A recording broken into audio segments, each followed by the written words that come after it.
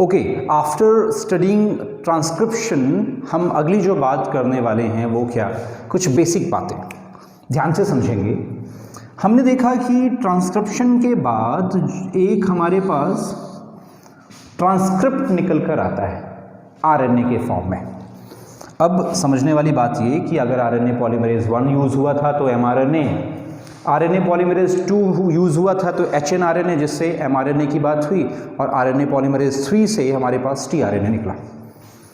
समझने की चीज़ ये कि ये 5 प्राइम एंड का और ये 3 प्राइम एंड का एक आरएनए है। जब ये पहली बार निकला तो इस बात को थोड़ा कंसेप्चुअली समझना होगा हमें। ये जब पहली बार ट्रांसक्रिप्शन प्रोसेस से सिंथेसाइज हुआ तो for example it is AUU, AUG, GG, GAAU, AAC, ACC, CUG। Suppose ये एक आरएनए का सीक्वेंस है। होता क्या है, just after formation of this mRNA,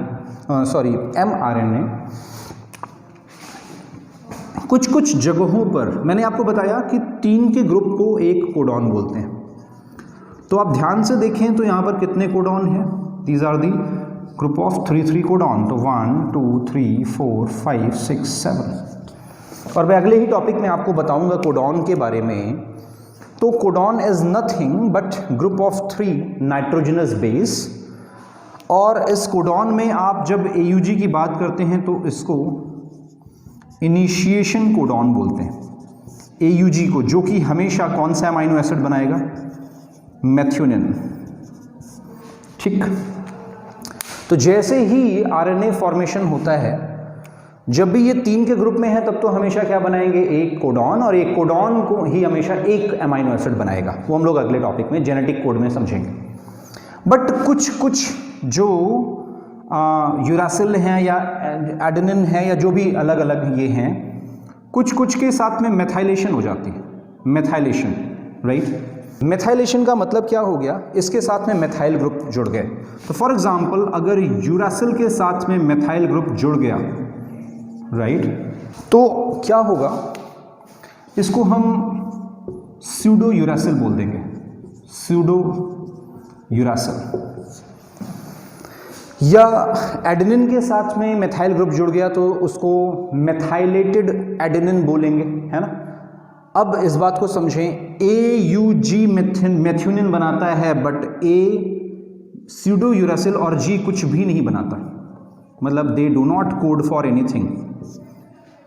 अच्छा, तो ये भी कोड नहीं कर रहा, ये भी नहीं कोड कर रहा, लेकिन ये G किसी को कोड कर रहा है, लेकिन अगेन किसी को कोड नहीं कर रहा है। ये नहीं कर रहा, ये नहीं कर रहा, ये कोड कर रहा है, ये कोड कर रहा है। मान लो यहाँ पर मेथाइलेशन हो गया तो ये नहीं कोड कर रहा है।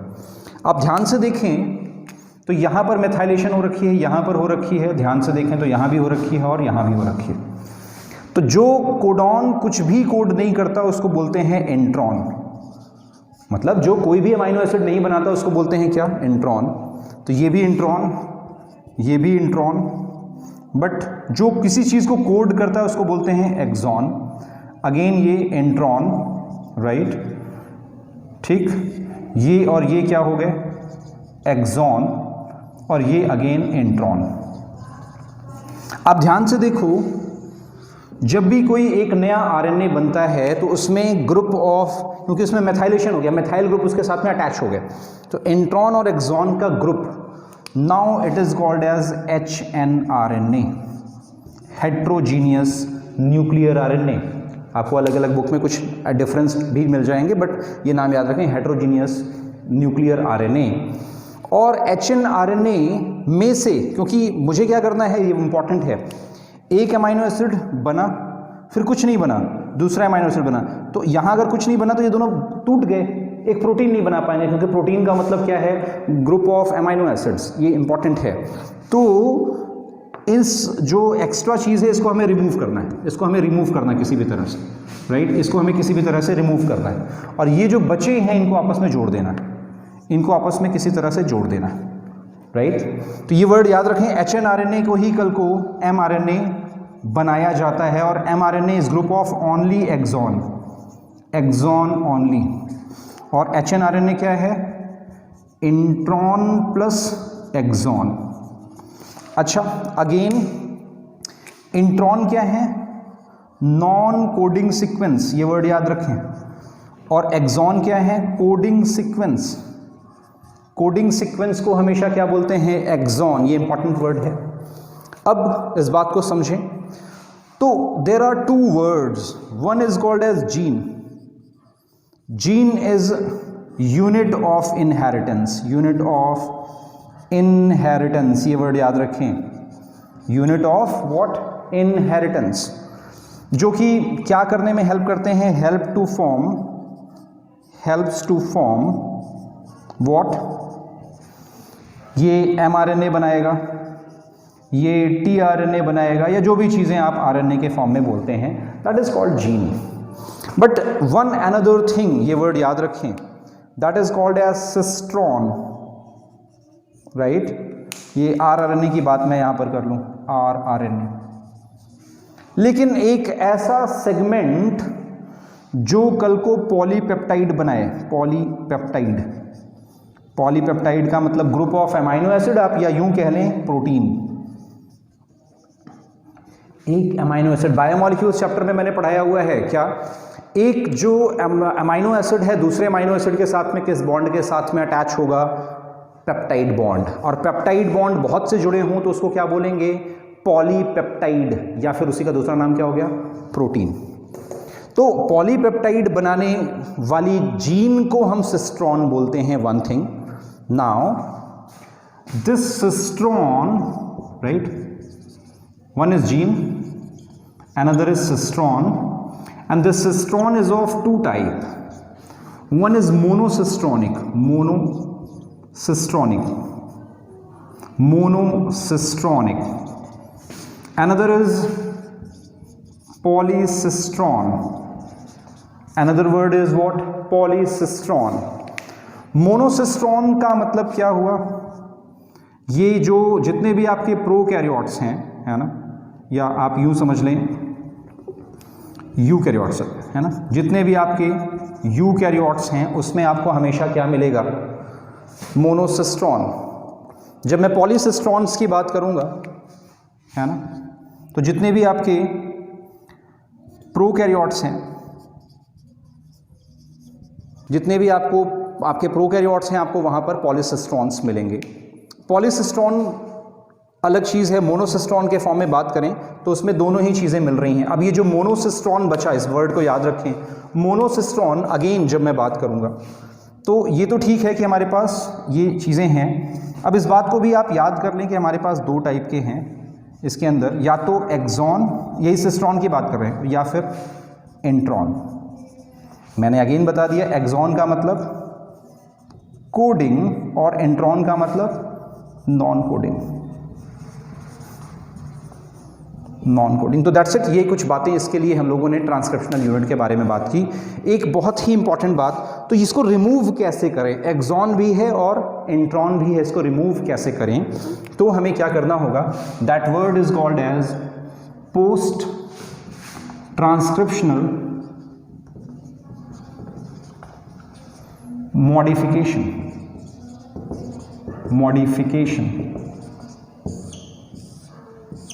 पोस्ट ट्रांसक्रिप्शनल मॉडिफिकेशन इंपॉर्टेंट है।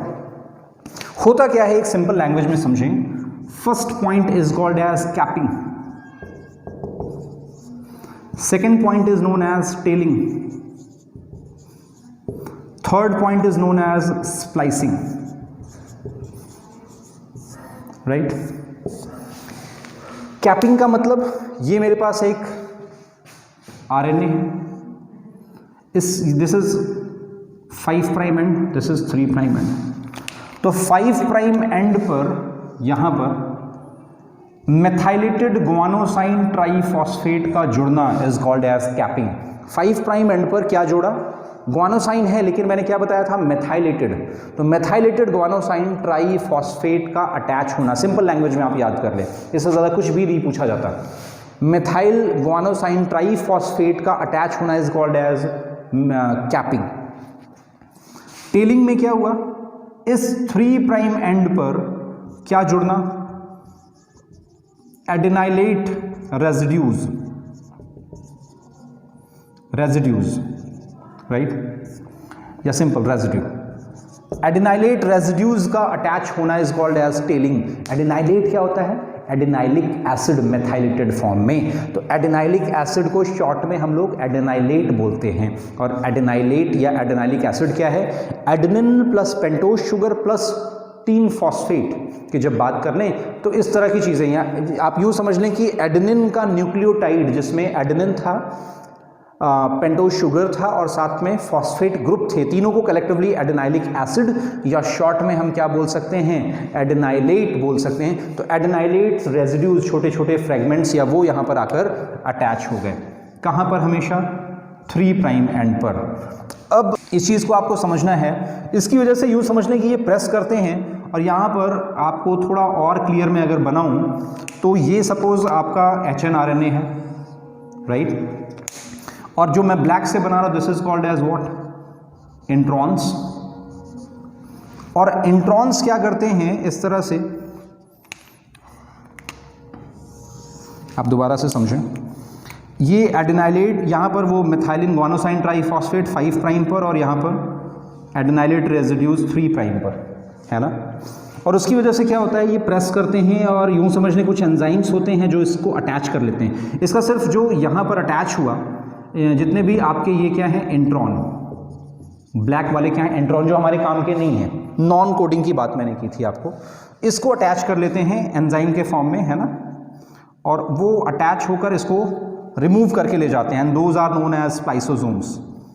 स्प्लाइसोसोम्स, तो स्प्लाइसोसोम्स अटैच हो जाते हैं उसके साथ में और इसको रिमूव करके ले जाते हैं। और बाद में ये जो फ्रेगमेंट, सपोज ये टूट गया ना, तो ये जो टुकड़ा बचा इसको अटैच करने के लिए लाइगेज वगैरह यूज़ होते हैं और इसको आपस में जोड़ देते हैं।